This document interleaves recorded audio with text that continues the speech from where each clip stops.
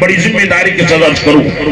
جب قرآن پاک کی اس آیت کی تفسیر پر میں نے غور کیا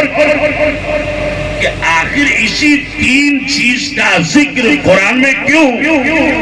کہ زکوٰۃ نہیں دینے والی کی پیشانی کو داغا جائے،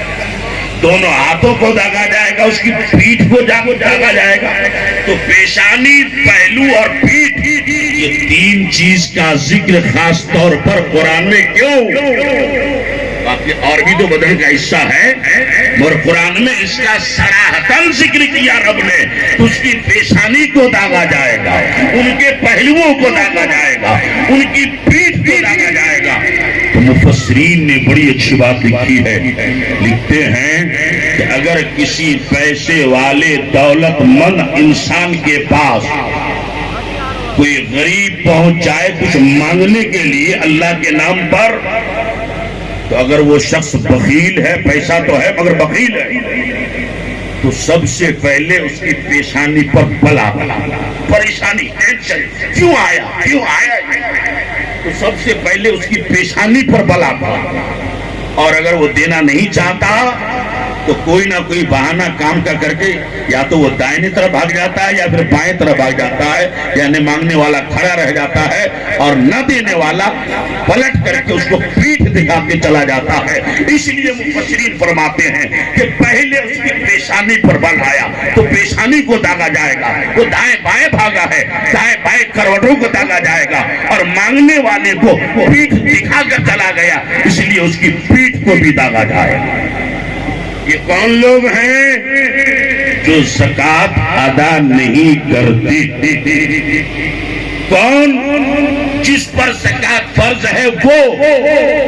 ہر ایک کی بات نہیں ہے۔ زکوٰۃ فرض کس پر ہے؟ تو آج کی ڈیٹ میں، آج کے ریٹ میں، یہ دیکھیے زکوٰۃ کا معاملہ، یہ لین دین کا معاملہ ہے،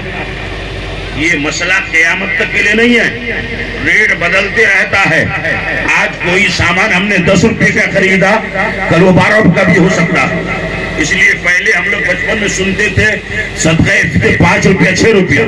اس بار وہ صدقہ فطر 55 روپیہ پہنچ گیا۔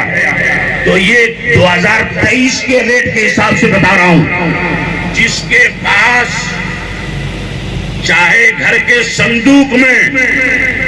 چاہے ان کے گھر کے بہو بیٹی بیوی کے ہاتھ پیر ناک کان میں جو زیور ہیں وہ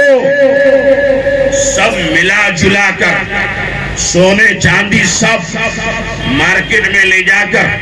اس کا وزن کیا جائے، اگر اس کو بیچنے سے اس کی قیمت 47,000 یعنی 40,000 پلس 7,000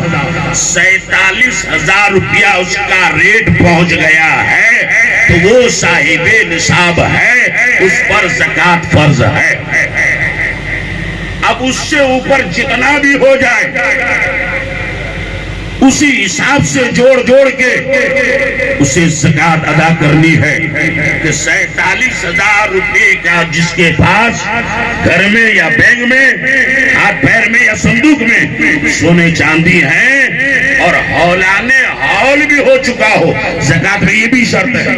یہ ہولانِ ہول کا کیا مطلب؟ یہ کہ آج ہی ہم گئے مارکیٹ سے 1 لاکھ روپے کا سونا چاندی خرید کے لیا، آج ہی زکوٰۃ واجب نہیں، بلکہ آج کے ڈیٹ سے 1 سال گزر جائے تب جا کے زکوٰۃ واجب ہوتی ہے۔ اس کو کہتے ہیں ہولانِ ہول۔ تو جس کے پاس اتنے روپے